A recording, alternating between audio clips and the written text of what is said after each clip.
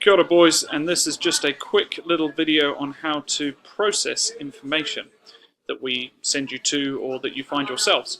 So you've all seen Cornell Notes, and that's one way you can do it. This is our processing research analysis template, and I'm just going to give you a quick rundown on how to use it.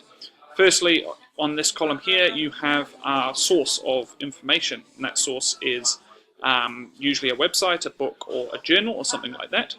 And next we have the information that you're taking from that site, and that's where you're going to cut and paste all of it into there. Here, just like in your Cornell Notes, you're going to summarize by taking the keywords that you either know or don't know into that column, and finally you're going to summarize what that part of the article was telling you. Notice how you've got a number of rows. This is to allow you to chunk the article into important parts that will obviously have keywords associated with it. Okay. There are multiple essential questions on here that you can use this processing sheet for, so that's going to be really helpful for your research topic. Any questions, come see me in class. Catch you there.